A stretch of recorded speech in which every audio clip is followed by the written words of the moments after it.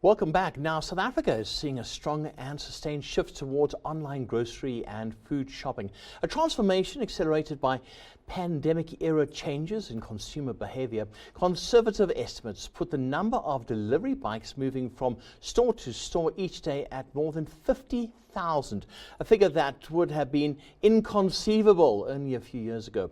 Sector Executive for Wholesale, Retail and Franchising at Absa Business Banking, James Noble, joins us now for greater perspective on SA's growing appetite for online food and what it means for retailers. Hi James, good to chat to you. Thank you so much for joining us on Business Day TV and The Close. Question to you, did we see this coming? All of a sudden we had Checkers 60-60 and everybody tried to catch up. Good afternoon, Ryan, viewers. Yeah, I think it was, it took us by storm. If you look at, and you mentioned pandemic, before the pandemic, we were used to seeing delivery vehicles for restaurants and quick service restaurants on the road.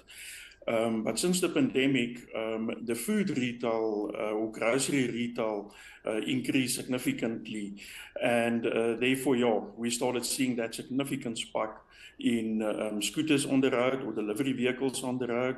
And so, yeah, it's split between food or grocery retail and then restaurants and quick service restaurants. But yeah, all of the major retailers has hopped onto this bandwagon now, and we've seen a significant spike in that over the last 2-3 years. Yeah. Has it been a question of trust? Because very often people like to go into a store, they like to see their milk and their bread, and they like to purchase it. But there seems to be a certain quality going out now, and people can say, if I do go online, I will get that quality. Yeah, I think that's one of the challenges of home delivery or delivery services, is that you're not always 100% sure that you will get what you've ordered, and also the freshness or quality, especially if it's fresh goods that you've ordered. So that's one of the challenges of the industry. But I think also you have different tiers or levels of stores that you can shop from where certain qualities are guaranteed. So in a way that can be covered.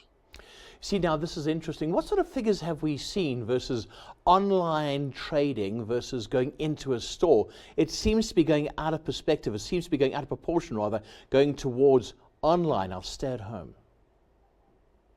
Yeah, if you look at online retail in general in South Africa, they say that by the end of this year, it will be more than 10% of the total retail in South Africa.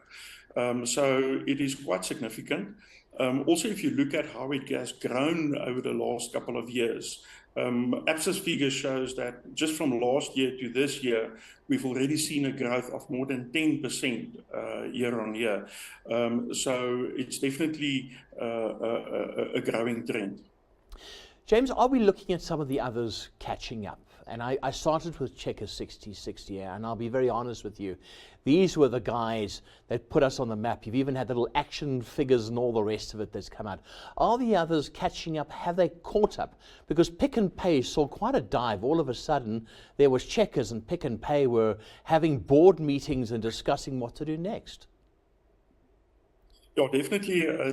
Checkers were the pioneers, and if you're the pioneers, you always have that advantage of taking the lead. Obviously, they're also the ones that paid a bit of school fees as well. But the others are definitely catching up. But I think at this stage, by far, Checkers is the leaders in the market when it comes to delivery. Yeah. Where are we going from here? I want to play a little bit. What about drones? There's been this whole thing about your supermarket goods or whatever being delivered by drone. Are we really going there? Because this has been the whole thing. You've got to stay ahead of the curve. Oh, look, I think internationally that is already being tested. In South Africa, not yet. But I think that's definitely, nothing is impossible. and that's definitely something to consider for the future.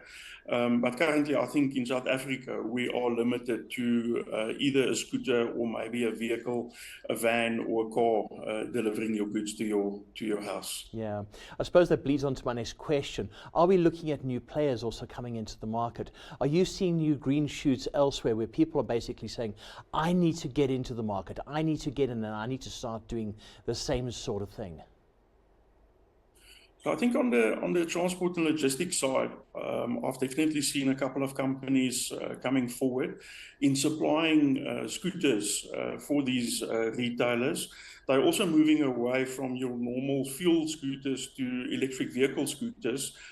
That's also much cheaper to operate from that perspective, because home delivery does come with a cost for the retailer. So therefore, they need to consider all options to reduce that cost of operating that service. Yeah.